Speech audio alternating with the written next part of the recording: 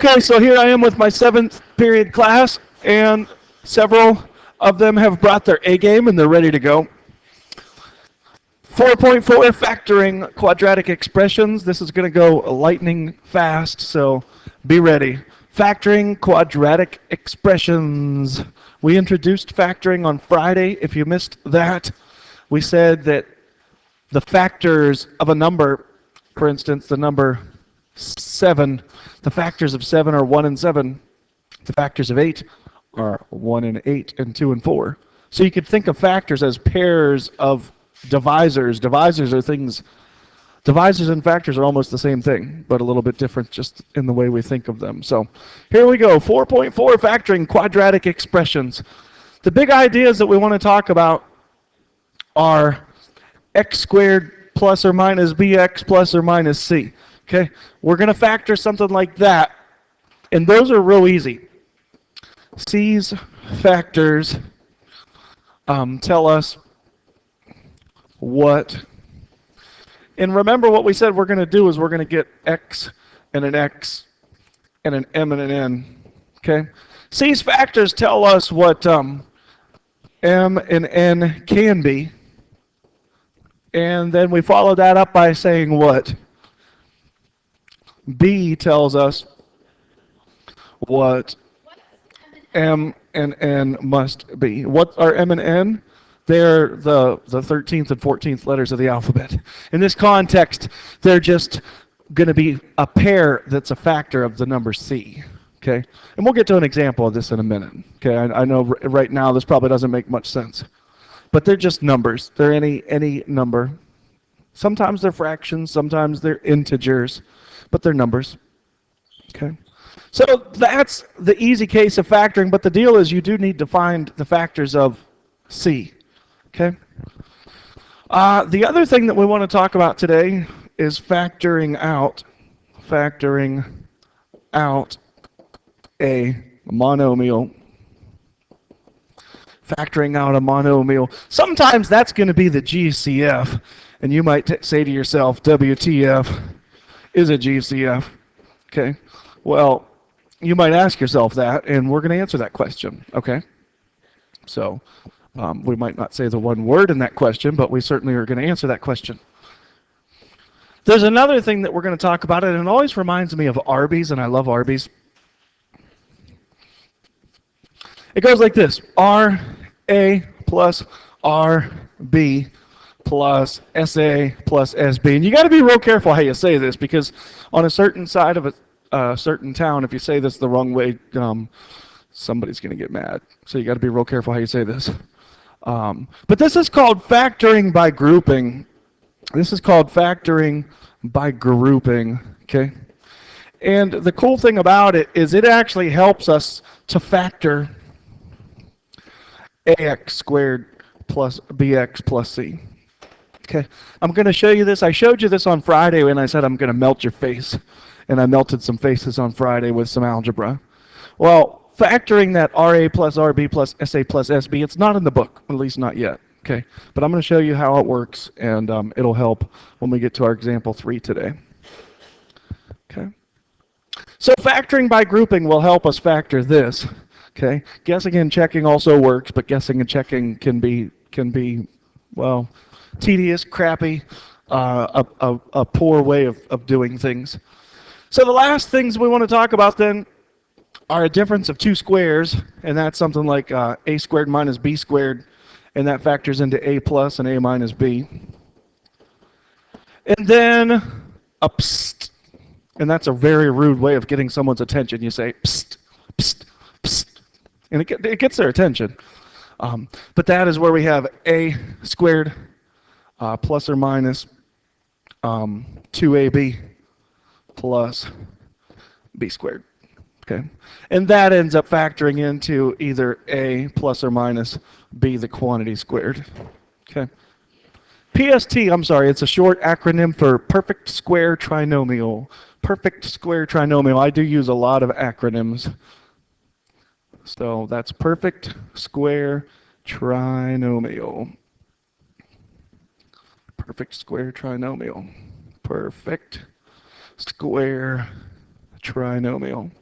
Okay. And then dots is that ice cream that a family who attends this school actually came up with. Did you guys know that? Vince Fornes' family came up with dipping dots. I never knew that. But this is difference of two squares. Okay. So, are we ready to begin? So that's all the stuff that we got to talk about. It's a good thing that didn't happen on early release day. I don't know what day it is. I'm just like Garth Brooks. I'm the last one to know and the last one to show and the last one you thought you'd see there. I saw the surprise and the look in her eyes. Just give me an hour and then. So here we go. X squared plus 9x plus 20. So here I am on my own, like a, how's the rest of it? Here I go again on my own. Like a what? I almost said like a victim. I feel like a victim. So here we go. We want 20's factors, 1 and 20. Now remember what we're doing with this pairing of factors. If you missed Friday, shame on you. No, I'm just playing. If you missed Friday, we said what we're going to do with those factors because of the EO part of FOIL. Because of the EO part of FOIL, what are we going to do with 1 and 20?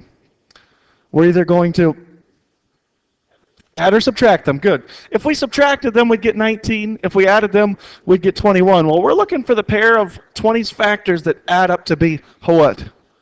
That add up to be 9. So it's not going to be 1 and 20. Okay? Well, what about 2 and 10? I don't think so, Tim, because that's going to give us either 8 or 12. Does everybody see where I'm getting those numbers from in the right column? We have a question.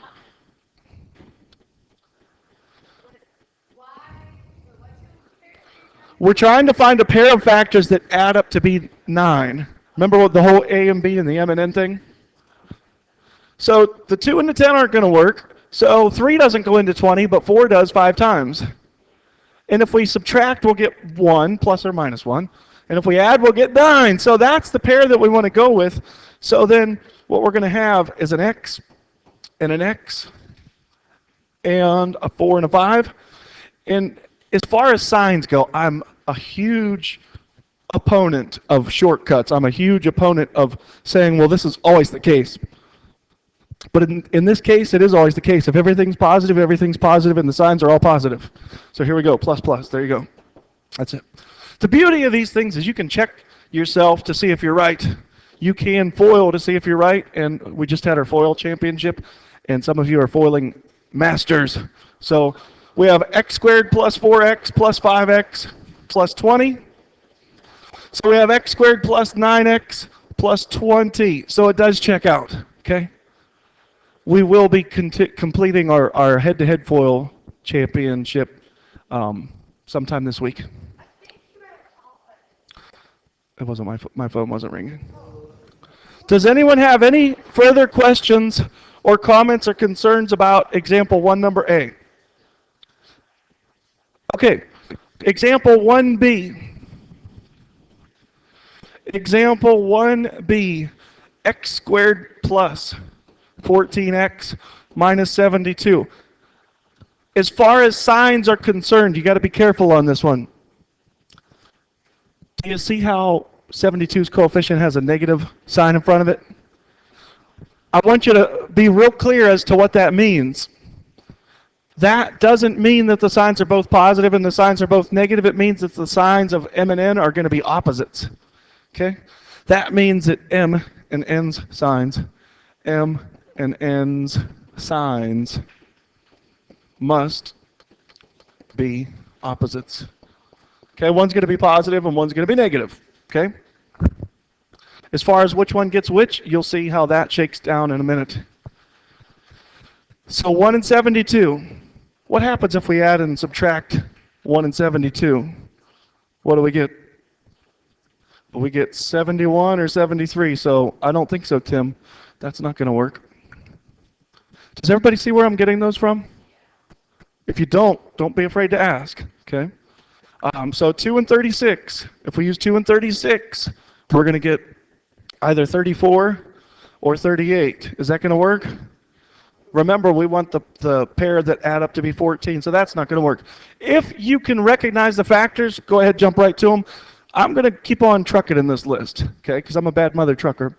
So I'm going to go with 3 and 24, and those are going to be 21 or 27, and that doesn't add up to 14, so those don't work. Since 2 worked 36 times, 4 is going to work 18 times. So 4 and 18 will give me 14 or 22. Now we think we have a winner.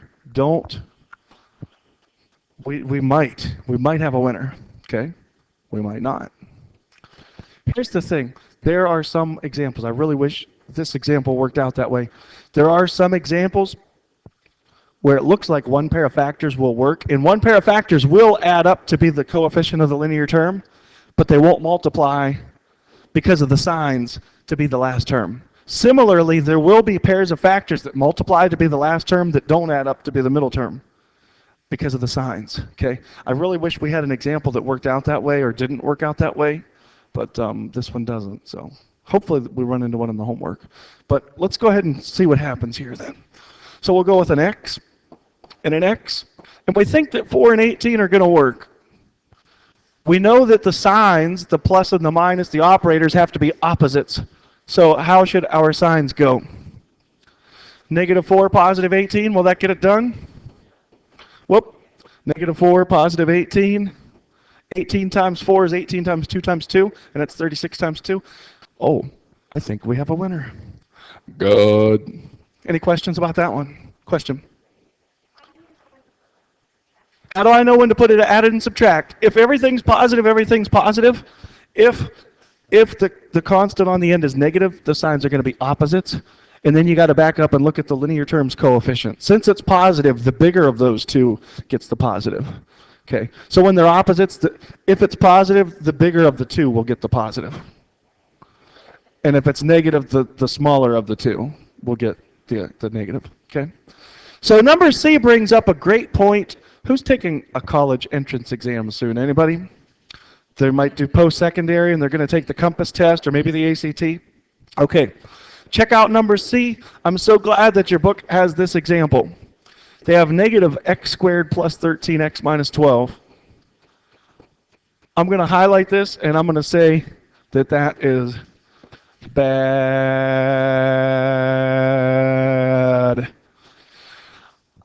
There's certain things in life that we just hate, like when you're trying to make a left onto Warner Ravenna Road. So you go into the intersection, and there's a car coming, and it doesn't blink, but it's slowing down, and you know it's going to blink, so you pull up further into the intersection. Not in the intersection, but up to it, and that car that slowed down almost stops, and at the very last instant puts on their blinker, and you could have made it. You know you could have. And they give you the evil eyes if you did something wrong. But anyway, that's another story. What I would like to do is I want to factor out a -1. Okay, leading coefficients are horrible. So we're going to start out by factor out -1. Now what that's going to do is going to change the signs of everything. Don't forget that the -1's there, but we are going to forget it's there. Let me say that again. Don't forget the -1's there, but we are going to forget about it. Don't forget about it, but we are going to forget about it. You'll see what I mean. You'll see what I mean. So we have -1 times the quantity of what? Everything's sign is going to change. Everything, all the terms' sign is going to change. So what are we going to have? x² - 13x, and then +12. So don't forget about it, but I am going to forget about it. For factoring's sake, I'm going to pretend as though it's not there, just to make the factoring easier to see. Does everybody understand that? Okay. So 12's factors. 1 and 12, that's going to be 11 or 13. I don't think so, Tim. Oh, wait a minute. No, that's it. Oh, what am I saying? What's the matter with me? That's exactly what it is. Oh, crap. We have a winner right off the bat. Sweet. If the last sign is positive and the middle sign's negative, then both things are going to be negative. So we're going to have an x and an x and a 1 and a 12 and a minus and a minus. And don't forget but pretend it's not there, that negative 1 sitting out front. And just leave it out front, and that's okay. That's okay to leave the negative 1 out front. And don't multiply it in. A lot of you love the distributive property and can't stand that negative 1 sitting out front. It's okay. It's okay. The reason for that, when we solve by factoring, when we solve equations, it's going to be so much easier to deal with when that's sitting out front. Also, when we graph, think about in terms of the graph. What does that negative 1 out front tell us?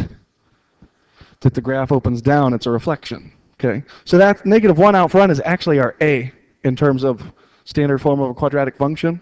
So, everybody all right so far? Now, I'm going to melt some faces here. Here we go. I've never seen this material until the one time I copied it and pasted it.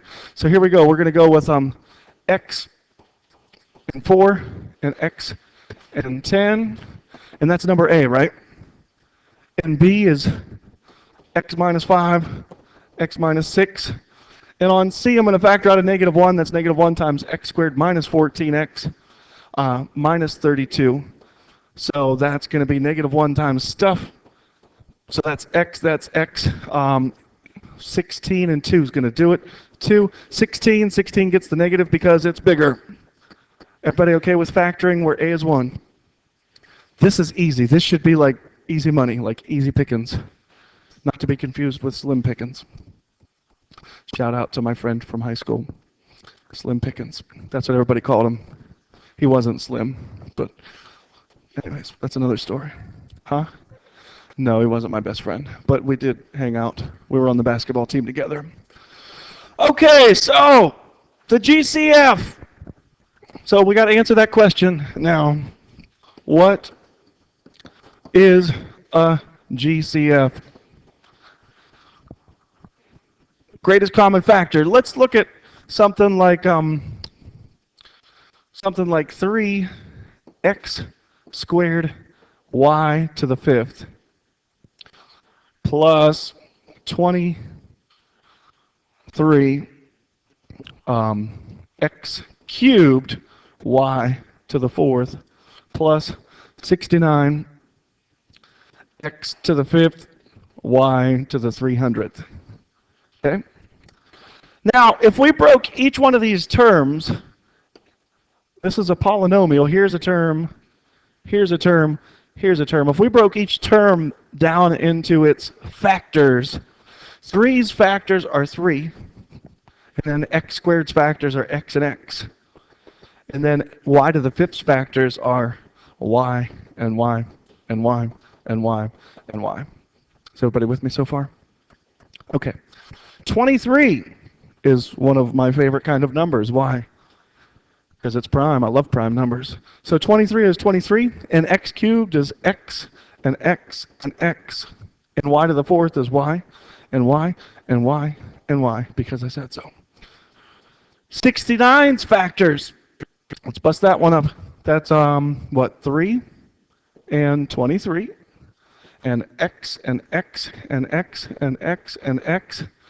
And then, oh man, I'm going to run out of room.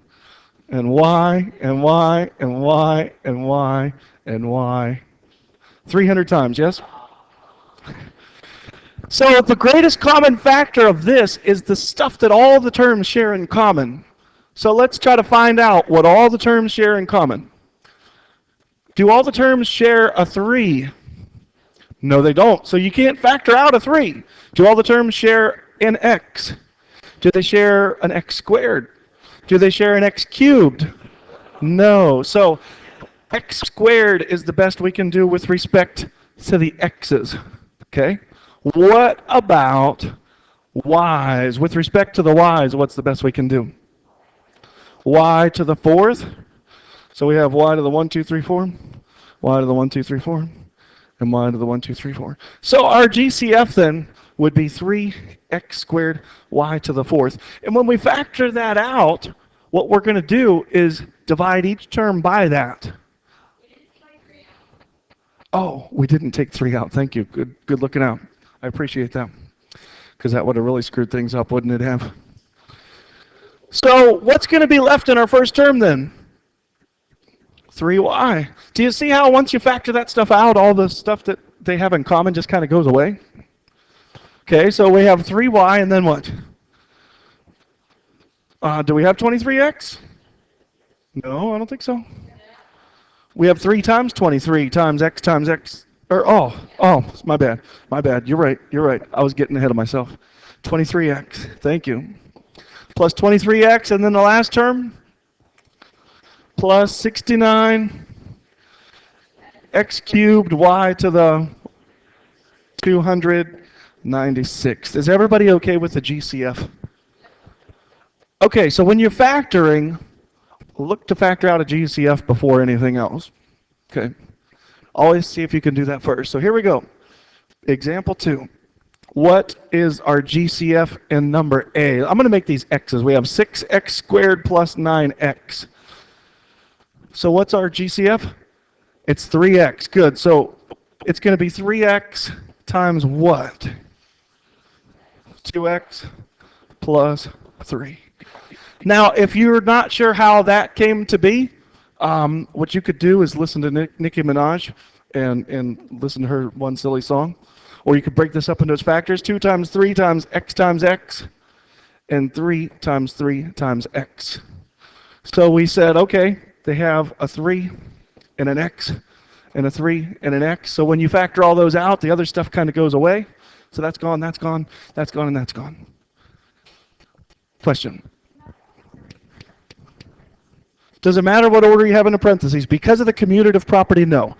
But with polynomials, usually it's descending order. So linear constant or quadratic linear constant. Okay. But because of the commutative property, you could have them in any order. Good question. Question? So then that's your answer. And what we would say about this is factored fully. In the homework tonight, they're going to say, factor this completely or fully. You know what it means to be factored completely? You can't factor it anymore. Factor it completely. What's it mean? Factor it until you can't factor it anymore. It's kind of like kicking somebody's butt. Kick somebody's butt completely. What's that mean? Until you can't kick their butt anymore. What if you kick their butt completely off? Then you can't kick their butt anymore. Okay, here we go. Number B. Do you think your book's authors have a sense of humor about this stuff?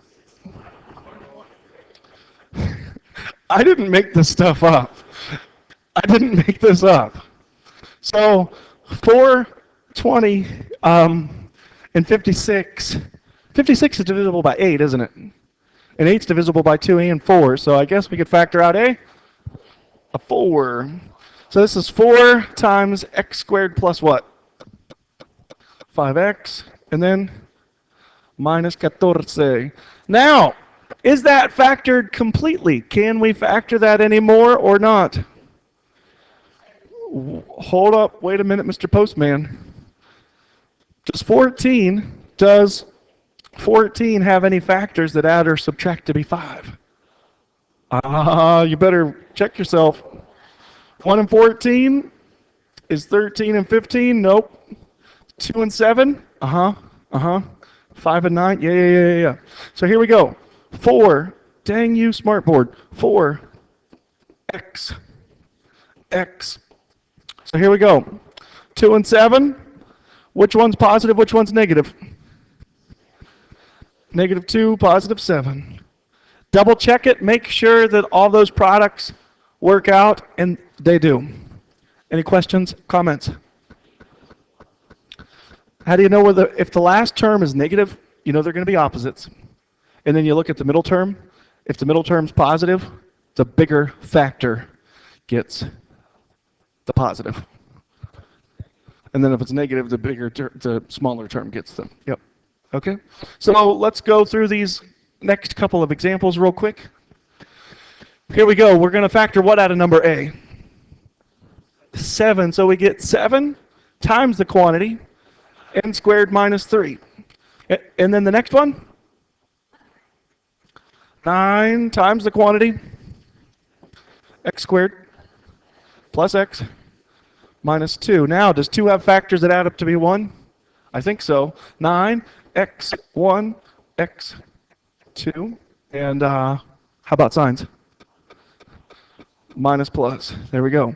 And then the last one, 4x squared plus 2x plus what? Okay. Now, does 3 have factors that add up to be 2? 1 and 2, right? So let's try that. 4 times x and 1 and x and 2. So wait a minute, and 3. So we make this plus and make this minus, but guess what? That doesn't work. So this is it. Everybody get that now? We have a question. Why doesn't the x minus 1? Because when you FOIL that out, it's not going to be positive 3. Okay. Any other questions? We're well on our way. Here we go. The word of the day today is grouping. Factoring by grouping. RA plus RB plus SA plus SB. So what we're going to do is we're going to be grouping. And this is always going to work like this. And this will help us to factor the next kind of thing that we're going to see. So let's look at the first group and let's see if there's anything that we can factor out of our first group or our first grouping. Somebody said it. Somebody said it. R. So we get R times what? A plus B. Now, out of the second grouping, is there anything that we can factor out? S. And what's that leave behind? One thing I want to take a moment to notice. Let me see if this works. Hey, it works. Okay. What do you notice about those two things? They're the same. That's going to be the truth every time. That will be the truth roof. Okay? Those are the same. El mismo, as they say in Spanish. That will work every time. Igualmente is equal. Yep. El mismo is the same too. Well, we're not done. What's the distributive property say? We'd have to multiply R by A plus B, right? And we'd have to multiply S by A plus B, right? Well, this is where people get lost on this and they give up and they rage quit. Don't rage quit, don't give up, just think of the distributive property. We need to take R and distribute it to A plus B, right? What else do we need to distribute to A plus B? S. So what ends up happening is we get two binomials. A lot of people want to take R plus S and make it squared. You don't need to make it squared. A lot of people want to take A plus B and make it squared. You don't. That's it. That's it. That's your answer. This factoring by grouping technique will... Factoring by grouping technique will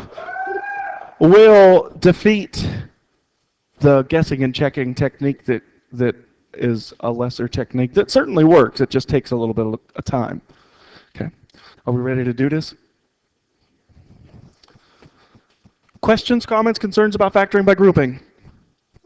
So notice what we did. Take the first two, take the last two. Take a GCF out of the first two. Take a GCF out of the second two. The binomial that you get here and here will be el mismo, the same, both times. And if they're not, then factoring by grouping doesn't work, but it'll work on this. Trust me. Watch. So here we go. 2x squared plus 11x plus 12. Now, we don't have four terms, so we can't factor by grouping yet. So we're going to do this. We're going to do this magic trick. We're going to do this magic trick. So here's ax squared plus bx plus c. We're going to take a times c's factors. We're going to take a times c's factors. What the heck is a times c? 24. So 2 times 12 is 24. Let's find 24's factors, 1 and 24. We want the pair that add up to be the middle term now. So it's 8 and 3, good. So it's not going to be 2 and 12, it's going to be 3 and 8. So what we're going to do then is we're going to rewrite this. But we're not going to write the 11 as 11. Okay?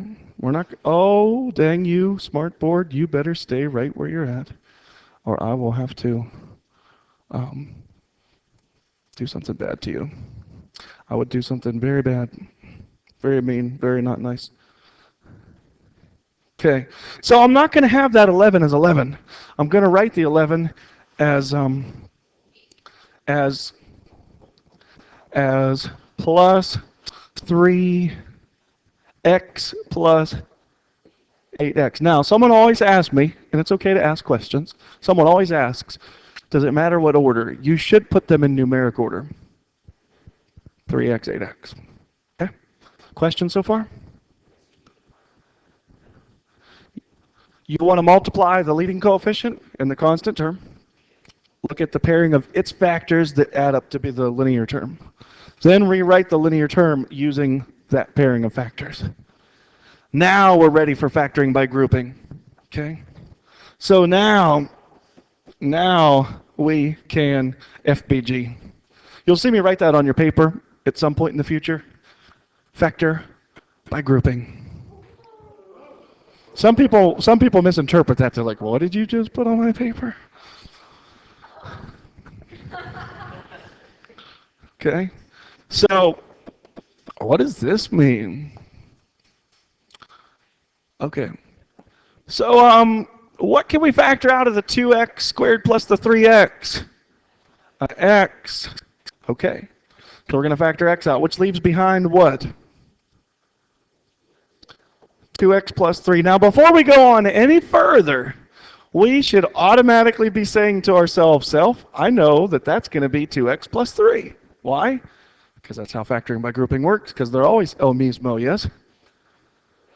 So to turn that 8x into a 2x and the 12 into a 3, what do we have to factor out? A 4. Was it positive 4 or negative 4? Positive 4. So our final answer then is x plus 4 times the quantity, 2x plus 3. And that's it. And that's it. And that's it. You like that? That's pretty sweet, isn't it? Now, going the other way, let me just take that out to a brand new page and show you. If you wanted to guess and check, you could. You won't. Yes, he will. He won't. You could guess and check. But here's the problem with guessing and checking. 2x and x. So you could go with a 1 and a 12, or a 2 and a 6. Because the coefficients of the linear terms in those binomials aren't the same, we could go with 3 and 4, but then we would have to try all those factors in an inverted order. We'd also have to try 4 and 3, and 6 and 2, and 12 and 1.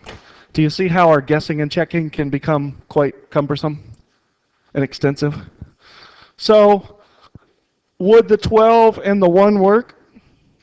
Would the 1 and the 12 work? This gives us 24x, and this gives us 1x. Would that work? No. So that pairing doesn't work. Dang it. Okay. Would the 2 and the 6 work? The outer product gives us 12x, and the inner product gives us 2x. Does 2x and 12x add up to be 11? No. Do you see the guessing and checking how it kind of stinks? It works. It works, but a lot of people forget to multiply this by 2. So, okay. Any questions before we look at our next example? Well, here we are.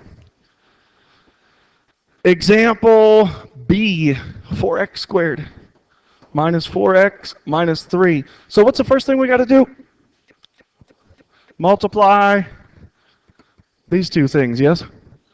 So 4 times 3, it's 12, and 12's factors that we're going to go with, not 1 and 12, 2 and 6. So we're going to have 4x squared, the minus 3 on the end, and then what? How do we put 2x and 6x together? How do we put those together to make minus 4x? This negative 6 is, it's going to be minus 6x and a positive 2x. There we go. So far, so good? Now, what's the GCF that we factor out of the first grouping or pairing? 2x. So that's going to leave behind what? 2x plus 1, and I'm ready to go because I know my final answer is going to be something like here. And I know that over here I'm going to get what? 2x plus 1. Okay. So then, how do I turn a negative 6 into 2? By dividing by what? Negative 3. So then my final answer is going to be 2x minus 3 times 2x plus 1. And that's it. I love that technique. Question? How'd I get the minus 3? The first binomial, this binomial right here, that one there, let's try that one more time. That binomial there is made up of, the first term is this term here, and the last term is that term there. So this term combined with this term are what makes up that binomial. No, it's been like that. Questions? Let's look at this last example. See how the x plus 4 came to be?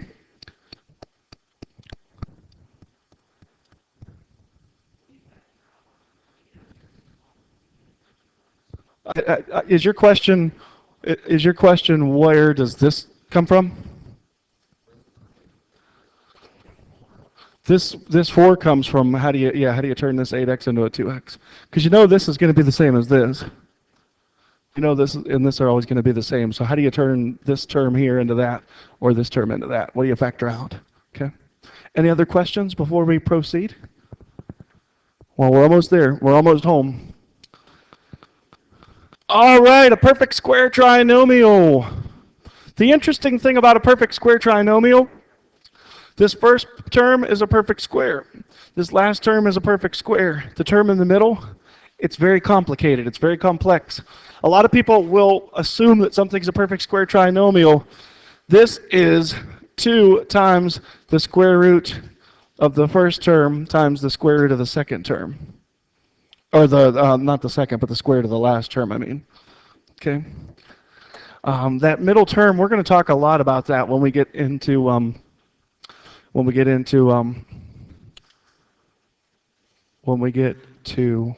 completing the square.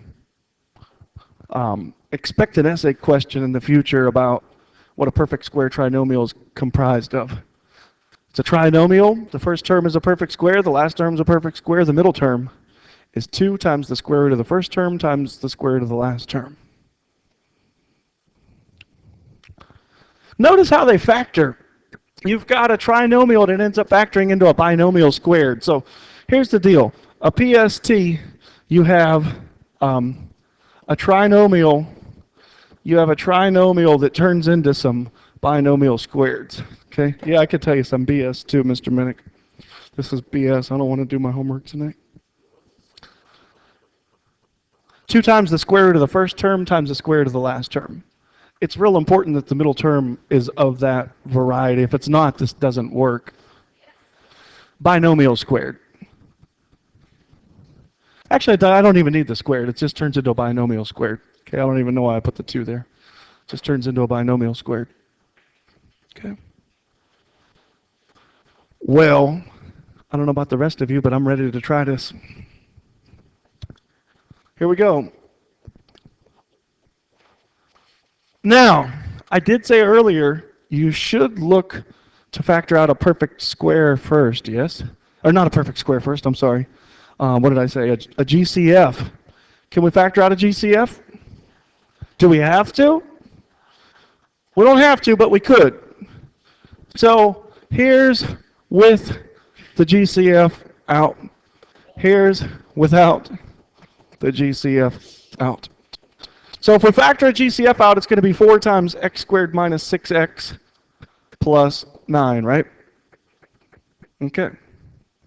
So we got to look at this and say to ourselves, is x squared a perfect square? In other words, does it have an even square root? What's the square root of x squared? The x squared of x squared is x. Okay, so that's good. Is 9 a perfect square? Do you see why I asked you to memorize your perfect squares? Okay. Is this the square root of x squared times the square root of 9 times 2, plus or minus? Yes, it is. Okay, so it's good. So here we go then. This 4 goes along for the ride. Oh, wait a minute. We don't even need all this because it's 4 times something squared, right? Now let's back that thing up for a second. How do we go from here to here? The squared, or well, a squared and then to a. So what are we doing from there to there? Or what are we doing from here to here? Anybody see what we're doing? What do we do? The 2ab is going to kind of go away, but how does a squared relate to a? It's a without the squared, but how are they cousins? Are they mom and dad? What is b in relation to b squared? Thank you. It's a square root. It's its square root. So what we're going to have then for our first term is going to be the square root of x squared. What's the square root of x squared? And what's the square root of 9? And what about our sign? The sign kind of dictates what the sign's going to be. If it's plus, it's plus. If it's minus, it's minus. So it's minus, and that's it. That's it. That's it. Now, if we hadn't factored out that GCF, we'd have 4x squared minus 24x plus 36. Let's ask ourselves, how did I get the minus? Or the 3? The 3 is the square root of the 9. If this sign's minus, this is going to be minus. If this were plus, that would be plus. Question? What's the line under the x? Just showing that you take the square root of this to get that. You take the square root of this to get that. Now, is 4x squared a perfect square? Yes, it is. Its square root is 2x. Okay? Is 36 a perfect square? Yes, its square root is 6. 24 has got to be the square root of 4x squared, which is 2x, times the square root of 36, which is 6, times 2. 2x times 6 is 12. 12 times 2 is 24. So it is a perfect square trinomial. So how about our sign in the middle? It's minus. And that's it. I would take the greatest common factor out, yes. I would take the greatest common factor out. Well, yes, it would be, because that's not factored all the way. That's really not factored all the way, because this is really 2x minus 6 times 2x minus 6, which is really 2 times x minus 3 times 2 times x minus 3, which is 2 times 2 times x minus 3 times x minus 3. So it's 4 times x minus 3 squared. So it would be best to factor it out first. Okay? Questions about that? We're almost home. Here we go. The last idea. The difference of two squares. Love these. Notice, here's a perfect square. Here's a perfect square. Notice what this factors into. It factors into plus and minus the same thing. First term is the square root of the first term. Last term is the square root of the last term. One time it's plus, one time it's minus. I love these. These are easy pickings. Number 5. Here we go. Plus, minus, what's the square root of 25x squared? 5 what? What's the square root of 49? Do you see why I asked you to memorize your perfect squares? I hope so. I hope so. Let's look at that last one. Plus minus what? 4x and 9. Easy or what?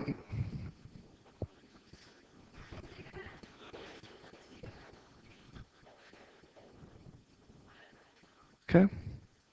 Well, if there's no questions, it's been real, it's been fun. I hope that you enjoy the homework. I hope that you get it done. And I'll see you next time. Goodbye.